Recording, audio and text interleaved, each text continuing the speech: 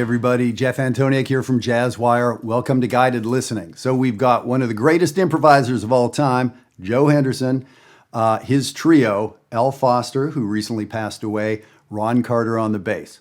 Right there, I should have you. Playing one of the most played jazz songs. It's not a jazz song. Jerome Kern's composition that became a jazz standard, All the Things You Are. So this is like right down the middle. And man, this recording and how these gentlemen are treating the song and playing together, there's so much here to talk about. I want to let you know that over the last 3 or 4 weeks, I've been up in Canada and to Minneapolis, the Twin Cities, Minneapolis, St. Paul, and did workshops for adult musicians like you in both those places. These are annual events, Canada in June, Twin Cities in July. They were both amazing. I mean, I'm just still smiling like a little kid. We had over 60 people, faculty and attendees from all over both countries, Canada and the United States, coming together, playing this music, learning from an outlandishly great faculty, totally different faculties between the two. Man, it was a blast. I would love to have you with us next year. So of course it takes time and it takes some resources, right? So now's the time to get out the calendar and book these dates for next year. Late June for the Canadian one, and we'll be announcing dates soon, and mid-July for the Twin Cities. Yeah, so be working towards it. I can't tell you what a big deal. I'm not the one to be telling you this. I wish they could be here on camera, but I've heard life-changing so many times I can't even count. It's that big a deal for these folks, and I'd love to have that experience for you. So here's the thing. You're watching this maybe on Friday or Saturday. Yeah, so next week, in a handful of days, I'm going to be doing the DC Summer Summit. This is our 22nd year. We're going to have 80 people coming from all around the world, like all across the United States and Canada, from Europe.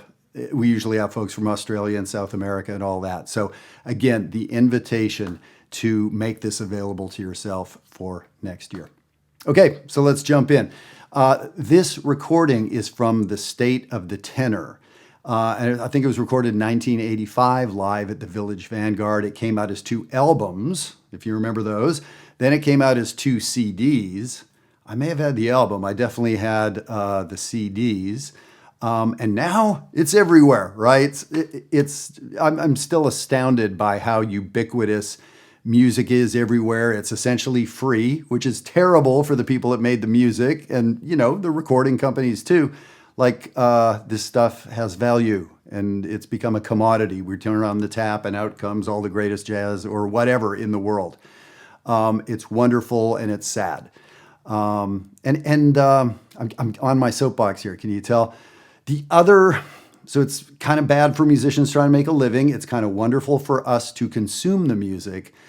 One of the other downsides is that when something becomes a commodity, when it's just there, it kind of loses its value, right? Like it's just there. We're used to it. We take it for granted.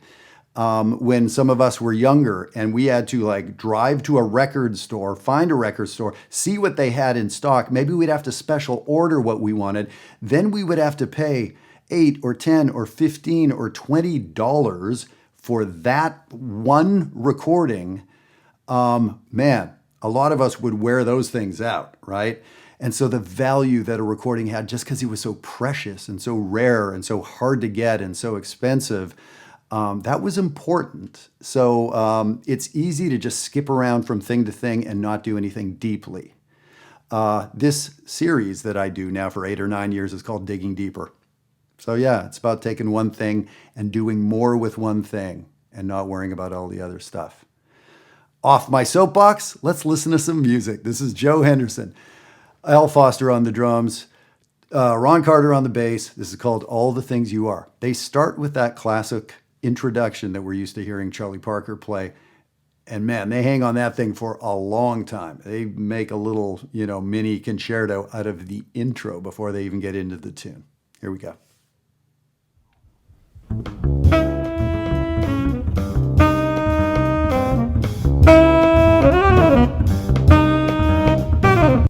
I got to stop. So in the blue community inside Jazzwire, our more advanced players from around the world, I'm having all the horn players, everybody, guitar, horn, doesn't matter what you play, learn the bass line, ba-doo-da, and then that hit on the end of 2 that usually the horns play. Ba-doo-dum, hit. Ba-doo-dum, ba-doo-dum, ba-doo-dum, hit. Ba-doo-da, do-do-da. So listen to how Joe is hitting that hit, but filling around it as it comes up. Listen to how L. Foster, knowing it's just a trio, there's no horn section to hit that, there's no piano player to hit that. So listen to how L handles that end of 2. How these 3 guys are taking over each other's roles, which is the fun part about playing trio. Here we go. 1, 2.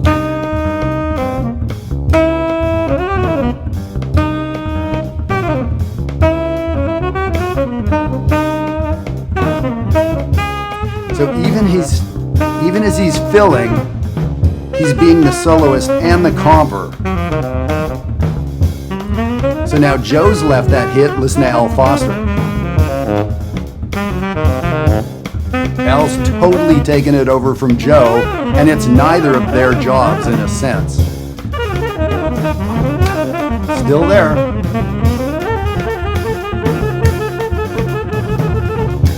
That is some masterful drumming. Right there. Drummers, do this. Woo. Joe hasn't, or rather L has not missed a single of those hits yet. He knows that's his job, or he's inherited that job.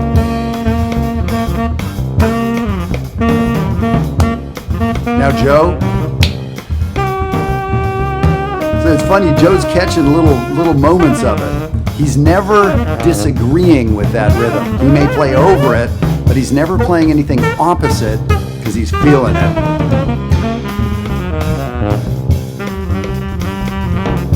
This is still the intro, by the way. They stay on the intro for like 2 minutes. Oh, listen to that beautiful harmony between Joe and the bass. Just 2 voices, but how lovely. Finally, we're into the tune. This is All the Things You Are. What's that feel? Is it swing? Is it Afro-Cuban? I think it's a samba. Ooh, nice pedal tone in the bass. Kind of suspends things. L. Foster went to the cymbal and back to the hi-hat. So both bass and drums, when it got to the bridge of the tune, they totally changed how they were playing and then changed back. There's only 3 of them, but they still have to highlight the song, right? So they're making these incredible musical decisions.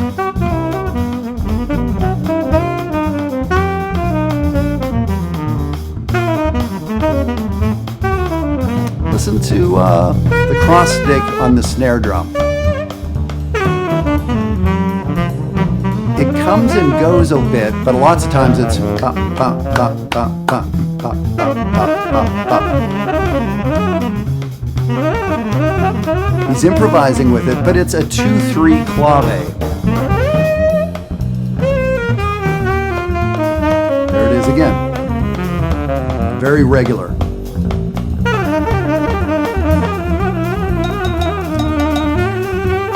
Hear that cowbell? That's a cool moment from L. Foster, where he has not played that cowbell in the song yet. He plays a weird little fill on it, and I'm kind of wondering, like, you know, why did he do that? And 2 or 4 measures later, he answers it. He made it musical as opposed to, oh, I'm bored, I'm going to hit this for a while. Never, never.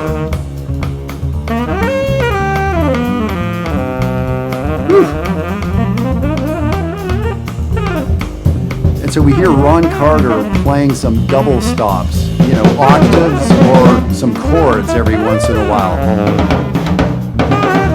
L. Foster playing call and response with himself, not with the soloist. He's not aping the soloist. He's not spitting back what the soloist said to him.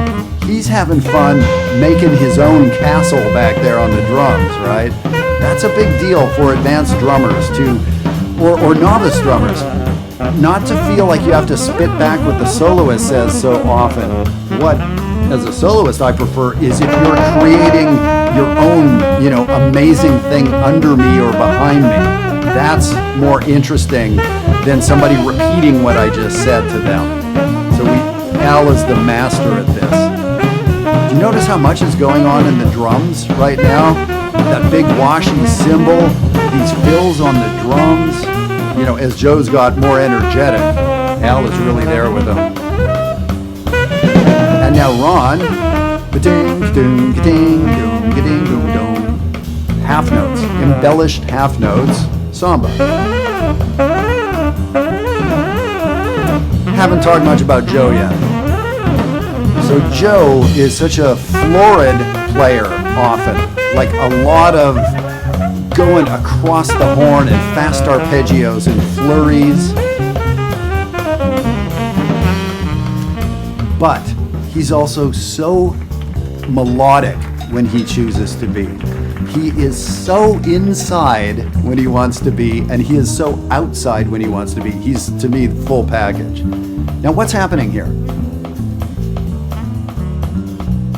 Is it a bass solo?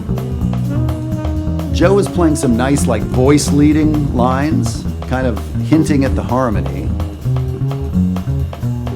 So Ron has definitely left the half notes that he's doing. He's playing, you know, triplets or groupings over top. So is this a drum solo now? But the saxophone's there. I love this. This to me reminds me of a well-written string quartet. A well-written string quartet isn't lead violin for 17 minutes and the other folks playing whole notes. It's the violin has the melody. Now half a measure later, viola. Now here comes the cello. Now here comes, right? So those couple choruses were like this co-invented thing where nobody was really the clear soloist for very long, but it was like watching a school of fish or a flock of birds kind of moving together and it's not clear who the leader is.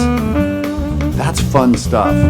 It's fascinating for me to listen to. So now Joe's soloing again. So like these kind of flurries or intricate stuff. And then the simplest little melodic thing. Some great voice leading, Kesh kind of stuff there. I get such a kick out of listening to Joe. I don't necessarily love a lot of fast playing all the time. It gets boring. And it's not very musical, but Joe will push that, and then he just has this amazing balance to me of when to let the line out, when to pull it in.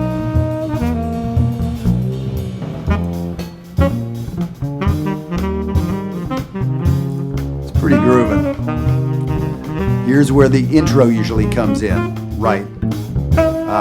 Typical. Whew.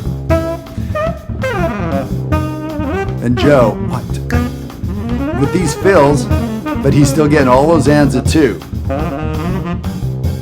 Okay, so he started out getting them, now he's not. He's kind of left the and at 2. Guess who is getting them?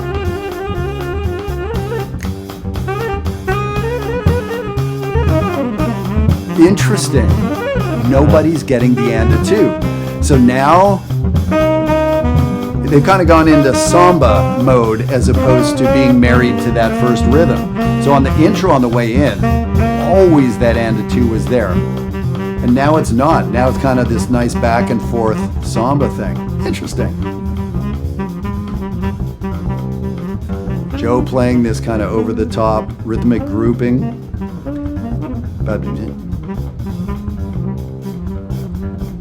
And they're playing softer. This is not a board fade.